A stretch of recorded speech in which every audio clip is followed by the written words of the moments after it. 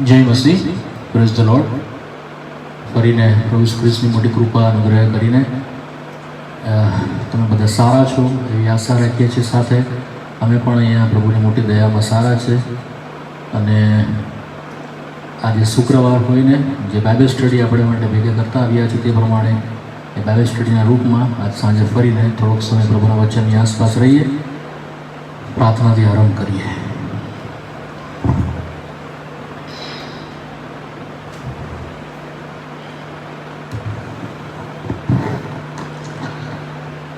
સનાતન પવિત્ર મહિમિત અનુગ્રહકારી પરમેશ્વર, યુગાના યુગથી યુગાના યુગ સુધીના મહાન દેવ, તમારા જેવો તમારી સમાન તમારી સામે ઊભું રહેશે તેવું કોઈ નથી. પ્રતાપેશ્વર, તમારું ભજન કરીએ છીએ, તમારા નામની સ્તુતિ કરીએ છીએ. તમે કદી ન બદલનાર, કદી ભૂલ ન કરનાર, કદી નિષ્ફળ ન જનાર એવા પરમેશ્વર, સર્વ સૃષ્ટિના સર્જનહાર અને તેને નિભાવી રાખનાર, સર્વ સજીવોમાં પ્રાણ ફૂંકનાર અને આજ દિન સુધી તેઓ સર્વને સર્વ વાનાઓ પૂરા પાડનાર અને નિભાવી રાખનાર એવા પરમેશ્વર, અમે તમારું માન મહિમા આદર કરતા તમારા મૂલ્યવાન ચરણોને પકડીને તમારી સ્તુતિ આરાધના તમારું ભજન કરીએ છીએ. પવિત્ર બાપ, અમે તમારી સ્તુતિ પ્રશંસા કરીએ છીએ તમારી ઉત્તમતા, તમારી શ્રેષ્ઠતા માટે જે સર્વ તમે તમારા દીકરા પ્રભુ ખ્રિસ્તમાં દેખાડીને અમારું આકર્ષણ કર્યું છે. અને હે પવિત્ર બાપ, અમે નમન કરીને તમારું ભજન કરીએ છીએ, કારણ કે એકમાત્ર એના યોગ્ય એવા દેવ તમે છો. અમે તમારી સ્તુતિ તમારી પ્રશંસા કરીએ છીએ. તમારું સામર્થ્ય, તમારું પ્રતાપ, તમારું ગૌરવ, જેને કોઈ વ્યક્તિ વસ્તુ આપી શકે નહીં, માપી શકે નહીં, અમારી સમજની અમારી શક્તિની સર્વની સીમાઓની બહાર એવા પરમેશ્વર, હજારો હજારો જીવ લઈને પણ તમારી સ્તુતિ સંપૂર્ણ ન કરી શકનાર એવા મહાન દેવ, છતાં પોતાના ભલાઈમાં, પોતાની દયામાં, પોતાના કરુણાની અંદર પરિપૂર્ણ એવા પરમેશ્વર, તમારો પ્રેમ દેખાડીને અમને હે પિતા આખી માણસ જાતને તમે ઉગારો છો, તારણ આપો છો, બચાવો છો કે જેથી કરીને તમારા કોપથી બચીને તમારા માટે સીધ તમને ઓળખનારી એવી પ્રજા થાય. અમે તમારી સ્તુતિ તમારી પ્રશંસા કરીએ છીએ. તમારી બહુ પ્રકારનું જ્ઞાન તમારા દીકરા પ્રભુ ખ્રિસ્તમાં તમે પ્રગટ કરો છો. તમારી જે કૃપા અને અતિ ઘણી સંપત અને તમારા મહિમાની અતિ ઘણી સંપત તમારા દીકરામાં તમે પ્રગટ કરો છો. તેની મૂલ્યવાન સંગતની અંદર તમે અમને બોલાવો છો, જેથી કરીને જે ફૂલનેસ, જે ભરપૂરી તમારી પોતાની છે તેનાથી તમે અમને ન કેવળ ભરો પણ અમને આત્મામાં એવા ઉઠાવો કે અમારું બાહ્ય મનુષ્યત્વ નક્ષ પામતું જાય અને આંતરિક મનુષ્યત્વમાં તમારો જે આત્મા છે તે બહાર રિલીઝ થાય. અને હે બાપ, એમ કરીને અમે તમારી ઈચ્છામાં, તમારી યોજનામાં માલુમ પડીએ, તમારી આગળ સંતોષ અને પિતાજી ગ્રહણ યોગ્ય થઈએ. આ પૃથ્વી પર રહેતા આવો મોટો ભાગ અને હિસ્સો અમારા જેવા ધૂળને રાખવા માટે તમે રાખ્યો. અમે તમારી સ્તુતિ તમારી પ્રશંસા કરીએ, તમારું ભજન કરીએ છીએ. આજ સાંજે સર્વ યાદ કરીને અમે તમારી પ્રશંસા કરીએ છીએ, તમને સ્તુતિ ચડાવીએ છીએ. સાથે અમારી પ્રાર્થના છે, સેવાનો સર્વ ભાર તમારા હાથમાં લો. એ સારું કે જે ઉદ્દેશ સાથે તમે અમારી સાથે બોલી રહ્યા છો તેને પૂરા અર્થમાં અમે સમજીએ અને હે પવિત્ર બાપ તેના પૂરા કોમ્પ્રિહેન્સિવમાં અમે આવીએ અને હે પવિત્ર પિતાજી એ સમજમાં આવીને તમને આધીન થઈએ. માટે અમારા પર કૃપા તમે થવા દો. અમારા અંતરચક્ષુનો ઉઘાડો, અમારા જ્ઞાનચક્ષુનો ઉઘાડો, અમને સાંભળતા કાન આપો જેથી તમારો ધીમો ને કોવળ અવાજ અમે સાંભળીએ. અમે કોઈ પણ માણસનું સાંભળવાના ચાહતા નથી અને આવ્યા નથી પ્રભુ, અમે કેવળ તમને સાંભળવા ચાહીએ છીએ. માણસના શબ્દો નાશ લાવે છે, નુકસાન લાવે છે, ભૂલો લાવે છે, ઠોકરો લાવે છે. કેવળ તમે તમારાથી અમને તૃપ્ત કરી શકો છો. માટે બોલનાર ને સાંભળનાર બંને તમારાથી તૃપ્ત થઈએ, તમારાથી ચેતવણી પામીએ, તમારાથી પિતાજી દ્રઢતા પામીએ, ઉઠીએ ને તમારી સેવા કમર બાંધીને અને હૃદયની સત્યતાથી કરીએ એવો અનુગ્રહ સાંજે અમને આપો એવી મારી પ્રાર્થના છે. ઘરની આંતરાક બારસાક દિવાલ ઉપર તમારા મૂલ્યવાનનો છંટકાવ ચાહીએ છીએ. અંધકારની તમામ શક્તિઓને ઈસુ ખ્રિસ્તના નામથી ધમકાવીએ છીએ, બાંધી દઈએ છીએ. ખ્રિસ્તના લોહીની નીચે તમામ સેવાને, અમારી પોતાની જાતને, પ્રાણ, આત્મા, શરીરને સંપૂર્ણ રીતે લાવીએ છીએ. મધસ્તરની પાછળ મારા જેવા નકામાં ધૂળને રાખને પણ સંતાડો. કેવળ તમારી વાણીને પ્રગટ કરો. અને હે પવિત્ર પિતાજી, જે અમને ઉઠાવનારું છે એવું જ્ઞાન, જે સહેલીથી સમજાય એવું જ્ઞાન, જે તમારે સારું સ્થિરતા અને દ્રઢતા આપે છે એવું જ્ઞાન, બાપ તમારા તરફથી અપાયેલું સ્વર્ગીય વિઝડમ અમને તમારે સારું તૈયાર કરે એવું કૃપા કરીને થવા દો. માટે તમારા આત્માનો સ્પષ્ટ અવાજ અમે સાંભળીએ આજ સાંજે, એવું કૃપા કરીને થાય. અમારું સાંભળો, સ્તુતિ મહિમાનો સ્વીકાર કરો. પ્રભુ ઈસુ ખ્રિસ્તના ઉચ્ચ કરેલા નામમાં કરીએ છીએ.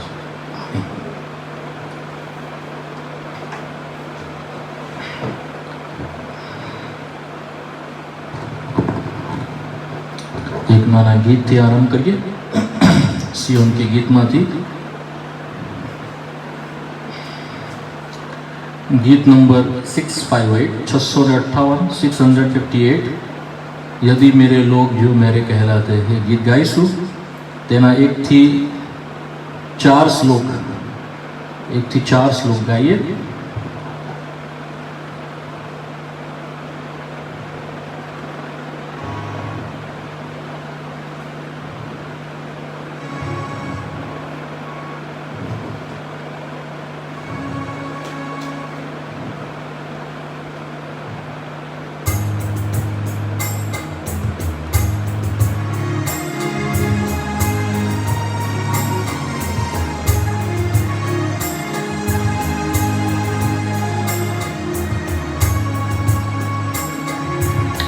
यदि मेरे लोग जो मेरे कहलाते हैं, यदि मेरे लोग जो मेरे कहलाते हैं, नम्र होकर पुकार कर मेरा दर्शन चाहेंगे, नम्र होकर पुकार कर मेरा दर्शन चाहेंगे. बुरे कामों से वो फिर कर पास यदि आएंगे, बुरे कामों से वो फिर कर पास यदि आएंगे, तब मैं उन पर बड़ी कृपा करूंगा, तब मैं उन पर बड़ी दया करूंगा. यदि मेरे लोग जो स्वर्ग में से सुनकर उनको क्षमा करूंगा, सारे उनके पापों को मिटा डालूंगा. स्वर्ग से मैं सुनकर उनको क्षमा करूंगा, सारे उनके पापों को मिटा डालूंगा. मेरी ये प्रतिज्ञा पूरी करूंगा, मेरी ये प्रतिज्ञा पूरी करूंगा. उनके देशों को मैं चंगा भी करूंगा, उनके देशों को मैं चंगा भी करूंगा.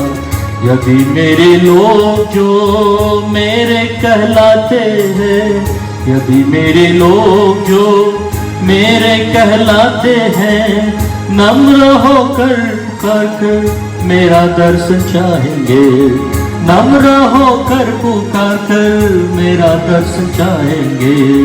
बुरे कामों से वो फिर कर पास यदि आएंगे, बुरे कामों से वो फिर कर पास यदि आएंगे, तब मैं उन पर बड़ी कृपा करूंगा, तब मैं उन पर बड़ी दया करूंगा. यदि मेरे लोग, तब मेरी आंखें सदा खुली रखूंगा, दिन रात जो मेरे देखता रहूंगा. तब मेरी आंखें सदा खुली रखूंगा, दिन रात जो मेरे हैं देखता रहूंगा. कान मेरे लिए खुला रखूंगा, कान उनके लिए खुला रखूंगा. जब वो पुकारे रक्षा मैं करूंगा, जब वो पुकारे उत्तर मैं दूंगा. यदि मेरे लोग जो मेरे कहलाते हैं, यदि मेरे लोग जो मेरे कहलाते हैं, नम्र होकर पुकार कर मेरा दर्शन पाएंगे. बुरे कामों से वो फिर कर पास यदि आएंगे, बुरे कामों से वो फिर कर पास यदि आएंगे, तब मैं उन पर बड़ी कृपा करूंगा, तब मैं उन पर बड़ी दया करूंगा. यदि मेरे लोग,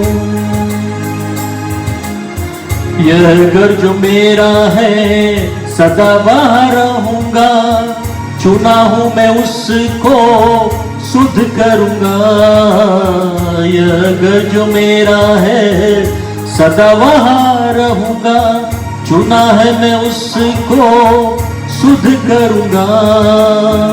मेरा मन मेरा हृदय आत्मा भी वहाँ, मेरा मन मेरा हृदय आत्मा भी वहाँ, मेरे मन के अनुसार बनाता जाऊंगा, मेरे मन के अनुसार बनाता जाऊंगा।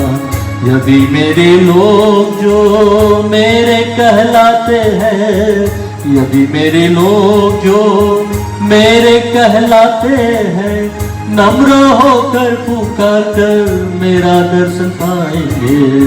बुरे कामों से वो फिर कर पास यदि आएंगे, बुरे कामों से वो फिर कर पास यदि आएंगे, तब मैं उन पर बड़ी कृपा करूंगा, तब मैं उन पर बड़ी दया करूंगा।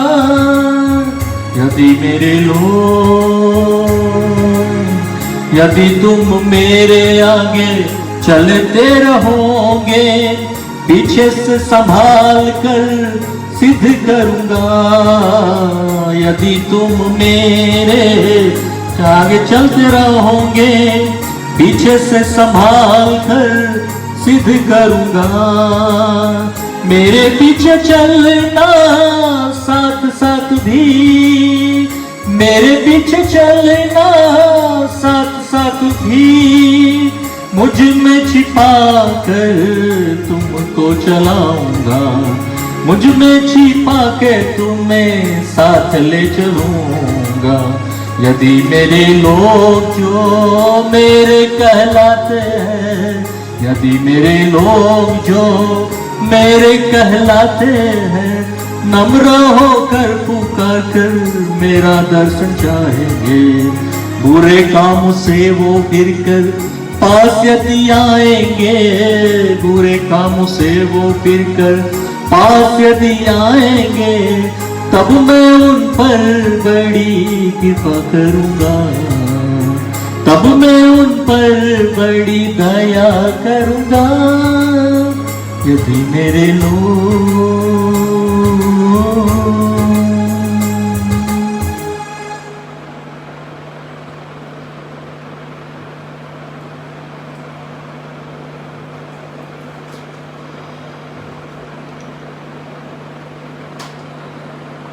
સાવ ત્યારે બાઇબલ અભ્યાસની શરૂઆત કરીએ.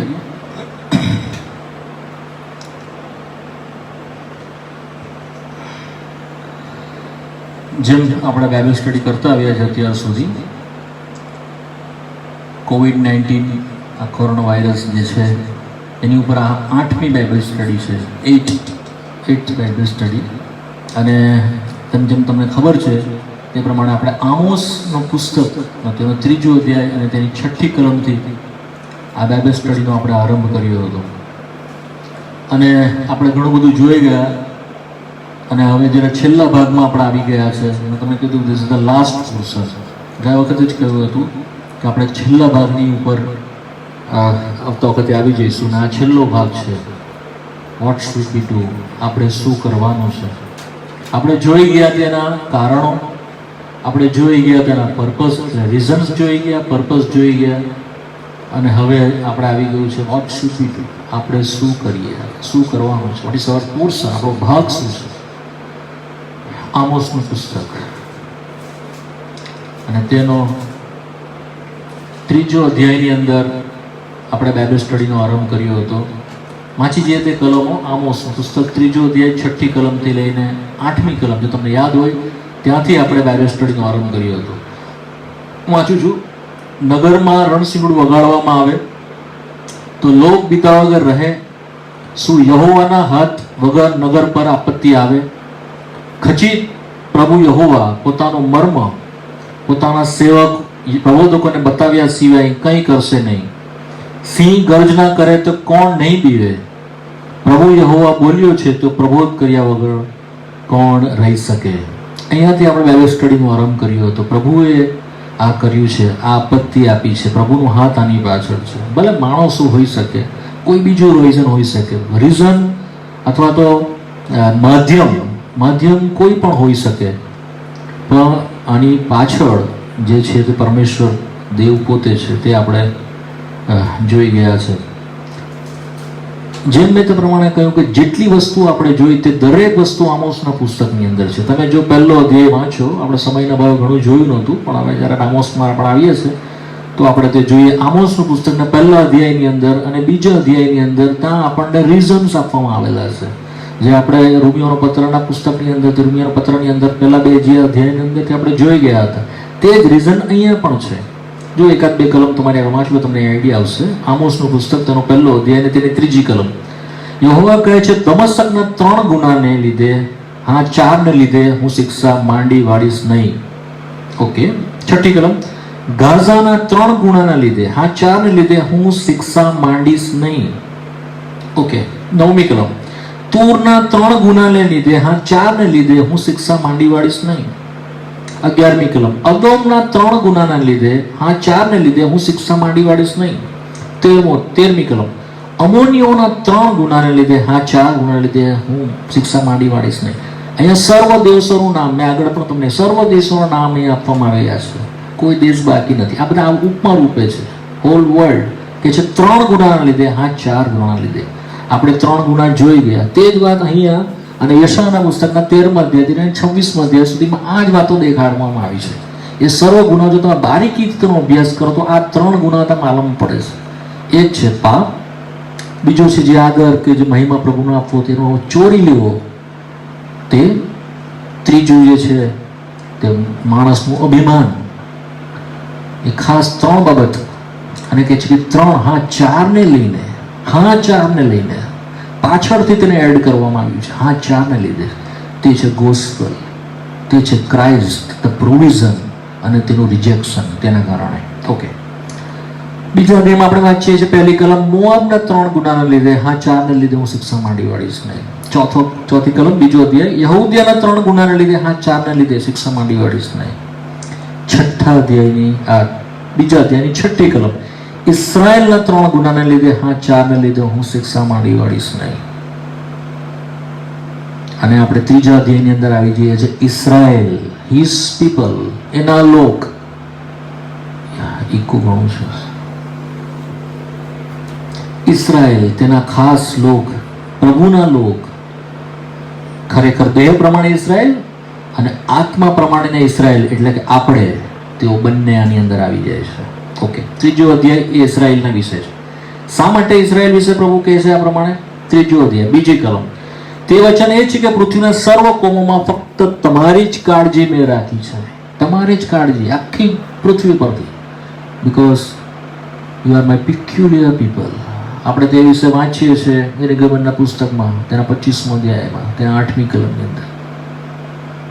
Thou art my peculiar pleasure, અથવા તમે મારા ખાસ લોક, કિલર, તે વિશે વાંચીએ છીએ. આપણે લેટર ઓન જોઈશું તેના વિશે ડિટેલમાં થોડું. અચ્છા, અહીંયા બધી વસ્તુઓ જે આપણે જે જોઈ ગયા તે હું થોડી તમને છણાવટ કરું છું. સર્વ વાતો અહીંયા આગળ આપવામાં આવી છે. ઓકે. ત્યારબાદ આપણે ફોલ્સ પ્રોફેટ અને મંડળી અને વ્યક્તિગત જીવન, તે પણ તમે આની અંદર જોઈ શકો છો. માંડળિક સંદર્ભમાં છે 5મો અધ્યાય આખો. વાલાઓ તમે વાંચજો, હું સમય નથી માટે હું તેને છોડી દઉં છું. તમે જ્યારે વાંચો ત્યારે આખું એના વિશે ડિટેલમાં આપવામાં આવ્યું છે. શા માટે પ્રભુ એ કહે છે ફોલ્સ પ્રોફેટ વિશે. 7મો અધ્યાય છે વાલાઓ. 7મા અધ્યાયની અંદર અમાસ્ય વિશે લખવામાં આવ્યું છે. જો 2-3 કલમ વાંચી લો તમે જોઈ લેજો. 7મો અધ્યાય 10મી કલમ. પછી બેથેલના યાજક અમાસ્યા ઇસ્રાયેલ રાજા યરોબામને કહી મુકાવ્યું કે આમોસે ઇસ્રાયેલ લોકના તારી વિરુદ્ધ કાવતરું રચ્યું છે, તેના સર્વ વચનો સહન કરવાને દેશ અશક્ત છે. બરાબર. કારણ કે આમોસ કહે છે કે યરોબામ તલવારથી માર્યો જશે ને ઇસ્રાયેલ પોતાના દેશમાંથી ગુલામ થઈને નિશ્ચય લઈ જવાશે. વળી અમાસ્યાએ આમોસને કહ્યું કે હે દુષ્ટા, જા યહૂદિયાના દેશમાં નાસી જા, ત્યાં રોટલી ખાજે ને ત્યાં પ્રબોધ કરજે. પણ હવે પછી કદી બેથેલનો ભવિષ્ય ભાગતો નહીં, કેમ કે આ તો રાજાનું પવિત્ર સ્થાન છે, એ રાજ મંદિર છે. આમોસને કહે છે કે તું અહીંયા પ્રબોધ નહીં કર, તું અહીંયાથી જતો રહે. આમોસિયા તો ફોલ્સ પ્રોફેટ. કારણ કે યરોબામે બેથેલની અંદર ઊભી કરી હતી. તેણે 2 વાછરડા ઊભા કર્યા હતા. યરુશાલેમની જેમ તે ભજન તેણે શરૂ કરાવ્યા હતા બેથેલની અંદર, કે જેથી કરીને લોકો યરુશાલેમ ન જાય. માટે બેથેલની અંદર અને દાનની અંદર 2 જગ્યાએ તેણે 2 વાછરડા ઊભા કર્યા હતા. તેના પોતાના પ્રબોધકો હતા. લેવી સિવાય તેણે પ્રિસ્ટ ઊભા કર્યા હતા, એટલે કે યાજકો ઊભા કર્યા હતા. તે વિશે ઘણું બધું છે, તમે જાણતા હશો. ન જાણતા તો સ્ટડી કરજો તમે. આ બધું છે. અને એ આમોસી આવીને આમોસને, જે પ્રભુનો દાસ હતો, એને ધમકાવે છે ને કે તું જતો રહે, બેથેલની વિરુદ્ધ કરતો નહીં. કારણ કે બેથેલ જે છે તે રાજાનું પવિત્ર સ્થાન છે, રાજનું, પ્રભુનું નહીં, રાજાનું. ફોલ્સ પ્રોફેટ જે આપણે સર્વ જોઈ ગયા છે. હવે ફરી એના પર વધારે આપીશું નહીં, વધારે જોઈશું નહીં. સો આ સર્વ ભાગ અહીંયા ગાડી છે. માટે આપણે જે પર્પસ હતા તે બી આપણને જોવા મળે છે અહીંયા ગાડી. શા માટે દેવે આ મોકલ્યું, જે આપણે રીઝન્સ જોઈ ગયા, પર્પઝિસ બી આની અંદર આપ્યા છે. 4થો અધ્યાય અને તેની 10મી કલમથી આગળ એના પર્પઝિસ અહીંયા આગળ જે આપણે સ્ટડી કરી ગયા છે તેની અહીંયા છણાવટ છે. હું એ કહેવા માંગુ છું. 10મી કલમ 4થો અધ્યાય આમોસનું પુસ્તક. મેં મિસ્રની પેટે તમારા પર બારકી મોકલી છે, ને મેં તલવારથી તમારા જુવાનોનો સંહાર કર્યો છે, ને તમારા ઘોડાઓનું હરણ કરાવ્યું છે. મેં તમારી છાવણીને દુર્ગંધ તમારી નસકોરામાં ભરી છે, તો પણ તમે મારી પાસે પાછા આવ્યા નહીં, એમ યહોવા કહે છે. દેવ સદોમ તથા ગોમોરાની પાયમાલી કરી, તેને પેટે તમારામાંના કેટલાયની પાયમાલી કરી છે, ને બળતામાંથી ખેંચી કરેલા ખોયણા જેવા તમે હતા, તો પણ તમે મારી પાસે પાછા આવ્યા નહીં. ધેટ ઇઝ ધ પર્પસ, કે જેથી કરીને તેઓને પાછા લાવવામાં આવે. માટે આ મોકલ્યું છે દેવે. સમજીએ વાલાઓ, ધેટ ઇઝ ધ પર્પસ. તેના લોક પાછા આવે, ધેટ ઇઝ ધ પર્પસ. પણ પ્રભુ કહે છે તેઓ પાછા આવ્યા નહીં, તેઓ પાછા આવ્યા નહીં. તો આપણે સર્વ જોઈ ગયા. માંડળીના સંદર્ભમાં તેનો જે પર્પસ છે, તે સાથે વ્યક્તિગત જીવનના સંબંધમાં તેનો જે પર્પસ છે. ત્રીજું જે છે તેના સેવકોના સંદર્ભમાં તેનો શું પર્પસ છે. His real servant. I am not talking of the false prophet. False prophet જે છે તેઓના સંદર્ભમાં આપણે 2 સ્ટડી કરી ગયા છે. અત્યારે જો હું આ કહું છું તો ફોલ્સ પ્રોફેટની વાત નથી કરી રહ્યો. The real servant of God, જેઓ ફૂલ ટાઈમમાં છે, જેઓ પાર્ટ ટાઈમમાં છે, જેઓ નાની મોટી સેવા કરે છે, ચાહે નાની આરંભથી કરીને મોટા લેવલની સેવા, સર્વ સેવા, જેઓ પોતે એમ કહે છે કે અમે પ્રભુની સેવા કરીએ છીએ, તેઓના સંદર્ભમાં બી COVID-19નો પર્પસ છે. પણ I don't have a liberty to preach about that. મને એના વિશે પ્રભુ તરફથી શાંતિને દોરવણી નથી, માટે હું એના ઉપર સ્ટડી કરાવવાનો નથી. પણ તમારે ઘણા બધા વચનો છે, ખાસ કરીને ધ બિગ રિસ્પોન્સિબિલિટી, લોકની સુવાર્તા, તેનો 12મો અધ્યાય 35મી કલમથી લઈને 47મી કલમ સુધી જે તમે તમારા ઘરે વાંચજો. હું એના વિશે કશું સ્ટડી કરાવવાનો નથી, પણ જે રેફરન્સ છે તે મારી ફરજમાં આવે છે, તમારાથી હું તમને રેફરન્સ તમારી સાથે વહેંચી દઉં છું. લોકની સુવાર્તા 12મો અધ્યાય 35મી કલમથી લઈને 47મી કલમ સુધીમાં ધ મિનિસ્ટ્રી, ધ સ્ટીવર્ડશીપ, અથવા જે કારભારી અથવા તો જે સેવા પ્રભુએ સોંપી છે તે એના સંબંધમાં છે. It is very very important. અને બહુ અઘરી અને ડેન્જર વાતો ત્યાં લખવામાં આવી છે. પ્રભુ તમને સમજાવે, અને જેઓ પોતે એમ સમજે છે કે અમે સેવા કરી રહ્યા છે તેઓએ તેમાંથી લેવું જોઈએ. હું પોતે પણ તેમાંથી મારો ભાગ લઈશ. કારણ કે આ પિત્તર પ્રભુને પૂછે છે કે શું તું અમારા વિશે કહે છે કે લોકોના વિશે. પ્રભુએ વાતનો જવાબ આપ્યો નહીં, પણ ઘણું બધું સંદેશના રૂપમાં તેઓને આવે. તમે તમારા સમયમાં તે જોજો. હું એને છોડી દઉં છું, હું સ્કીપ કરું છું તેને. અને હવે આપણે ત્રીજા ભાગમાં આવી જઈએ છીએ કે આપણે શું કરવાનું છે. અને જે પ્રમાણે તમે વાંચ્યું છે બાઇબલ સ્ટડીનો જે આધાર છે, ધ રેમેડી અથવા ધ સોલ્યુશન. શરૂઆતમાં જ આપણે જોઈ ગયા હતા કે જે રેમેડી જે છે, તે સોલ્યુશન જે છે એ ગોડ હિમસેલ્ફ, દેવ પોતે તેનું આ સર્વ જે થયું છે, સર્વ જે આવ્યું છે તેનું જે નિરાકરણ, એની જે દવા, તે દેવ પોતે છે. આમોસનું પુસ્તક તેનો 7મો અધ્યાય એના વિશે બોલે છે. જોઈ લઈએ 2-3 કલમો. આમોસનું પુસ્તક 7મો અધ્યાય 1લી કલમ. પ્રભુ યહોવાએ મને આમ દર્શાવ્યું છે, વનસ્પતિની 5મી ફૂટની શરૂઆત તેણે તીડો બનાવ્યા. બરાબર, તે રાજાની કાપણી પછીનો પાછલો ચારો હતો. તેઓ દેશમાં ઘાસ ખાઈ રહ્યા ત્યારે મેં કહ્યું કે હે પ્રભુ યહોવા, કૃપા કરીને ક્ષમા કર. યાકૂબ કેમ કરીને નભી શકશે, કેમ કે તે નાનો છે. યહોવાએ આ વિશે પશ્ચાતાપ થયો. હવે એમ નહીં થશે એવું યહોવા કહે છે. આમોસ પ્રભુની આગળ પોકારે છે. પ્રભુ, યાકૂબ નાનો છે, તે કેવી રીતે નભી શકશે? તે તીડ મોકલ્યા છે અને બધું ખાઈ જશે. ચોથી કલમ. વળી પ્રભુ યહોવાએ મને આ પ્રમાણે દર્શાવ્યું. પ્રભુ યહોવાએ અગ્નિથી વાત કરવાની આજ્ઞા કરી. તેણે અગ્નિ મોકલ્યો. તેણે મહા ઊંડાણનું ભસ્મ કર્યું ને ભૂમિનો પણ ભક્ષ કર્યો, ભક્ષ કરત. ત્યારે મેં પ્રભુ યહોવાને કહ્યું, કૃપા કરીને બસ કર. યાકૂબ કેમ કરીને નભી શકે, કેમ કે તે નાનું છે. Is a little, is a small. આ આમોસની પ્રાર્થના છે. અહીંયા ઇન્ટરસેસરી જે મધ્યસ્થી છે તે આમોસની આપણે જોઈએ છીએ. આજે જે આપણો ભાગ છે બાઇબલ સ્ટડીનો તે આ છે વાલો, ઇન્ટરસેસરી બિફોર ધ ઓલ માઇટી. પરાત્પર દેવની આગળ આ જે મધ્યસ્થતા છે તે આપણે કરવાની છે. That is our part. અહીંયા બે ભાગ છે. એક છે તીડો જે ખાઈ ગયા અને બીજો જે છે અગ્નિ તેણે મોકલ્યો. પ્રભુએ કહ્યું કે તે પ્રમાણે થશે નહીં. તેને પશ્ચાતાપ થયો અને તે પોતાના પશ્ચાતાપને લીધે તેણે રોકી દીધું. હવે આપણે આવી જઈએ જે આપણો ભાગ છે કાળ વૃત્તાંતના પુસ્તકની અંદર, જેમાં આજે આપણે બાઇબલ સ્ટડી કરવાના છે. 2 ક્રોનિકલ ચેપ્ટર 7 વર્સ 14. બીજું કાળ વૃત્તાંત, તેનો 7મો અધ્યાય અને તેની 14મી કલમ. બહુ ઇકો છે. બીજું કાળ વૃત્તાંત, તેનો 7મો અધ્યાય અને તેની 14મી કલમ વાંચીશું. 14 અને 15મી કલમ વાંચીએ. ત્યારે જો મારા લોક જેઓ મારા નામથી ઓળખાય છે તેઓ નમી જશે અને પ્રાર્થના કરીને મારું મુખ શોધશે ને પોતાના દુષ્ટ માર્ગોથી ફરશે, તો હું આકાશમાંથી તે સાંભળીને તેઓના પાપ માફ કરીશ અને તેઓના દેશને સાજો કરીશ. આ સ્થળે કરેલી પ્રાર્થના તરફ મારી આંખો ઉગાડી રહેશે ને મારા કાન ચકોર રહેશે. મારું નામ અહીં સદાકાળ રહે માટે મેં આ મંદિરને પસંદ કરીને તેને પવિત્ર કર્યું છે. મારી આંખો તથા મારું અંતઃકરણ અહીં સતત રહેશે. આ જે વાત છે તે દેવ પોતે બોલી રહ્યો છે સુલેમાનને. સુલેમાન સાથે પ્રભુ આ વાત કરી રહ્યો છે. ક્યારે આ વાત કરી રહ્યો છે? 12મી કલમ. યહોવાએ સુલેમાનને રાત્રે દર્શન આપીને કહ્યું કે મેં તારી પ્રાર્થના સાંભળી છે. ક્યારે? રાત્રે દર્શનમાં પ્રભુએ એને બીજી વખતનું જે દર્શન છે સુલેમાનને, ત્યાં એની અંદર આ પ્રભુ એને જવાબ આપી રહ્યો છે.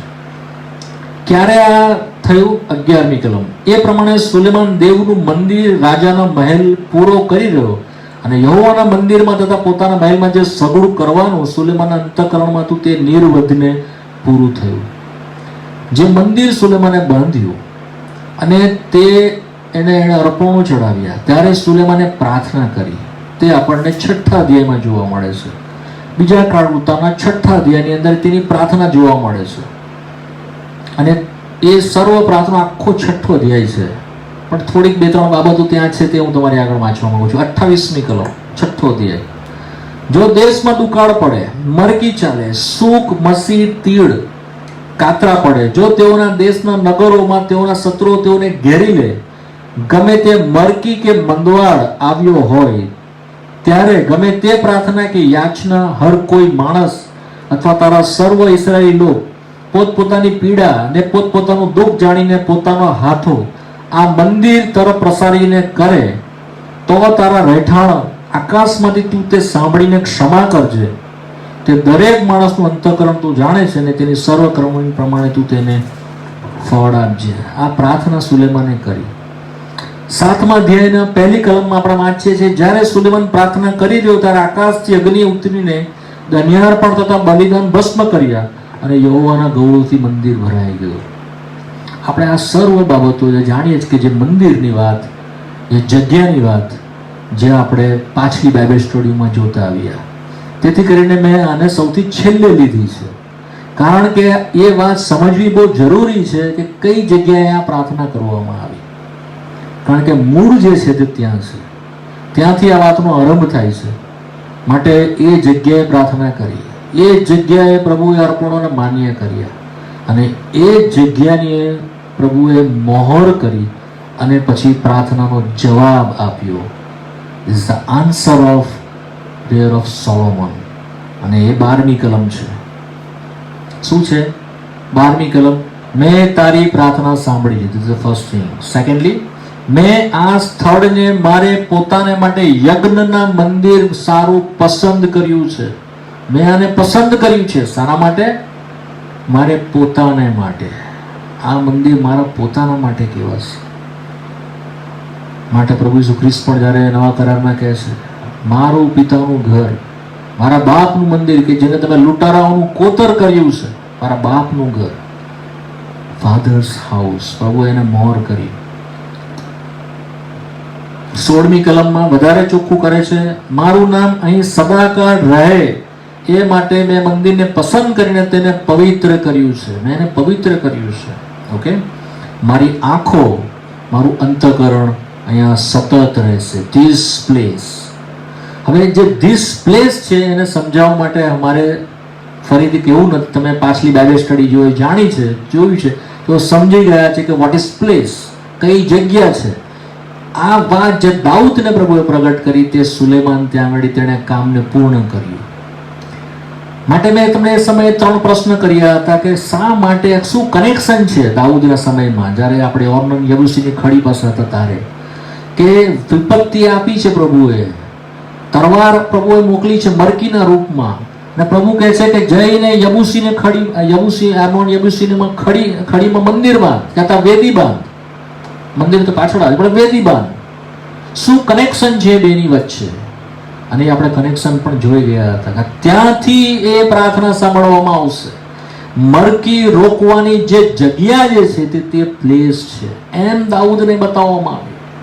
માટે દાઉદ ગયો અને અર્પણો ચડાવ્યા, દેવે ઉત્તર આપ્યો અને મરકી બંધ થઈ. This is the place. અહીંયા ગાડી સુલેમાનને કમ્પ્લીટલી એ અન્ડરસ્ટેન્ડિંગમાં પ્રભુ લાવ્યો. વાય? શું સુલેમાન જાણતો નહોતો?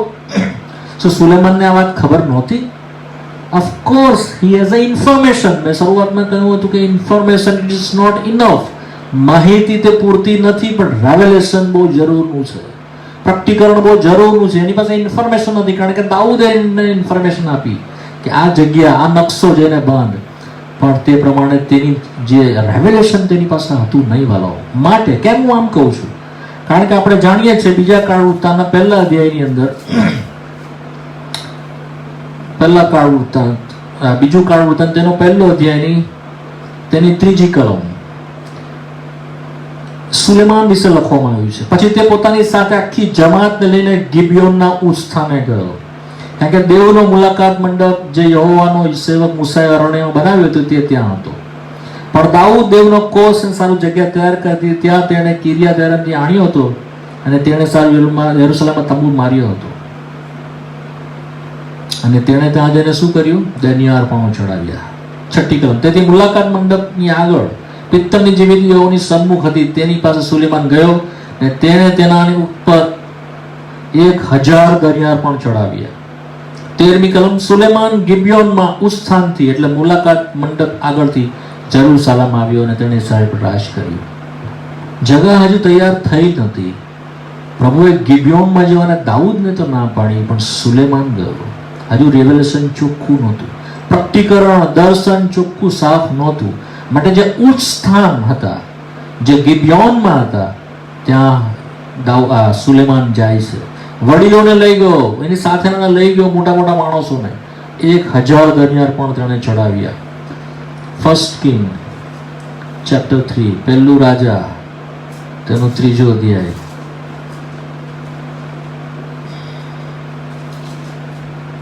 ફર્સ્ટ કિંગ ચેપ્ટર 3 તેની 3જી કલમ. સુલેમાન પોતાના પિતા દાઉદ વિધિઓ પ્રમાણે ચાલીને યહોવા પર પ્રીતિ રાખતો, એટલું જ કે તે ઉચ્ચ સ્થાનોમાં યજ્ઞ કરતો ને ધૂપ બાળતો હતો. બીજી કલમ, એટલું જ કે લોકો ઉચ્ચ સ્થાનોમાં યજ્ઞ કરતા, કેમ કે તે દિવસો સુધી યહોવાના નામને અર્થે મંદિર બાંધવામાં આવ્યું નહોતું. ચોથી કલમ, રાજા ગિબિયોનમાં યજ્ઞ કરવા ગયો, કેમ કે તે મુખ્ય ઉચ્ચ સ્થાન હતું. રિપીટ, રાજા ગિબિયોનમાં યજ્ઞ કરવા ગયો, કેમ કે તે મુખ્ય ઉચ્ચ સ્થાન હતું. તે વેદી પર સુલેમાને 1000 દનિયાર પણ ચડાવ્યા. પાંચમી કલમ, ગિબિયોનમાં યહોવાએ રાત્રે સુલેમાનના સપનામાં દર્શન દીધું અને દેવે કહ્યું કે તું માંગ, હું તને શું આપું. રેવલેશન નહોતું, છતાં પણ દેવે એના અર્પણને માન્ય કર્યા, કારણ કે તેનું હૃદય જે છે તે પ્રભુ તરફ હતું. માટે પ્રભુએ તેને આદર આપ્યો, તેને જવાબ આપ્યો, તેને જ્ઞાન માંગ્યું, દેવે તેને જ્ઞાન આપ્યું. પણ જ્યારે આપણે બીજા કાળ વૃત્તાંતના 7મા અધ્યાયની અંદર આવીએ છીએ, પ્રભુએ સ્પષ્ટ કરી દીધી વાત.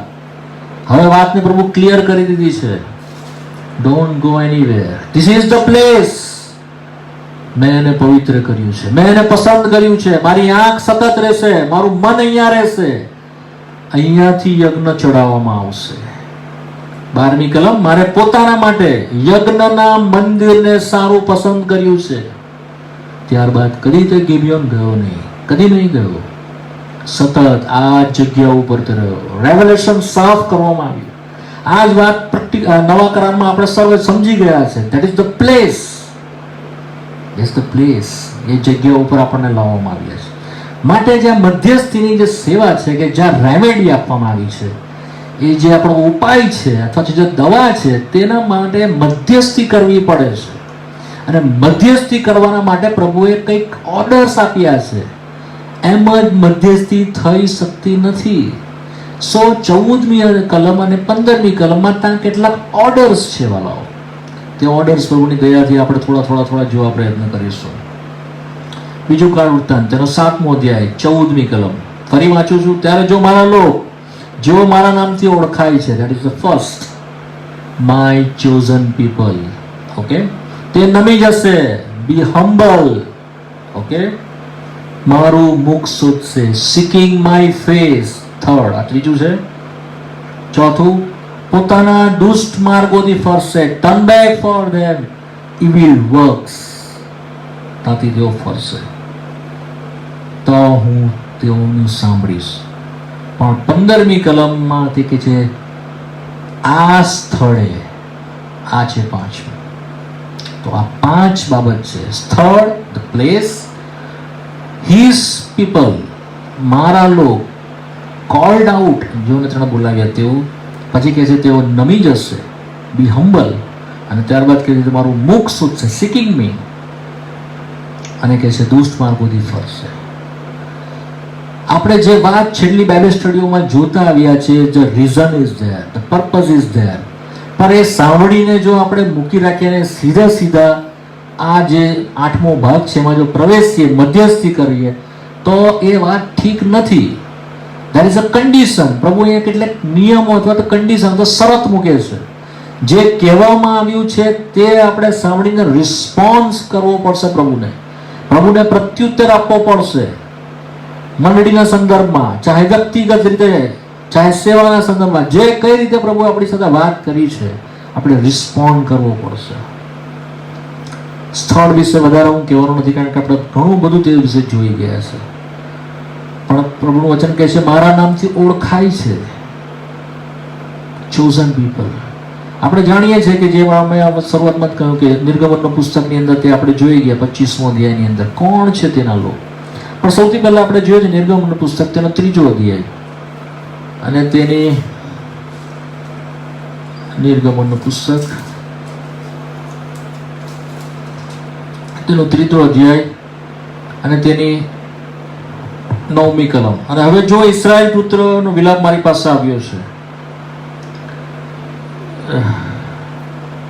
માફ કરજો, 10મી કલમ. હવે ચાલ મિસ્રમાંથી મારા લોક ઇસ્રાયેલ પુત્રોને કાઢી લાવવા સારું હું તને ફારેનની પાસે મોકલું છું. મારા લોક ઇસ્રાયેલ, અહીંયાથી વાતની શરૂઆત થાય છે. માય પીપલ એમ કહીને ઇન્ટ્રોડક્સ કરે છે. પછી આપણે વાંચીએ છીએ 25મા અધ્યાયમાં, નિર્ગમનના 25મા અધ્યાયમાં, માય પીપલ.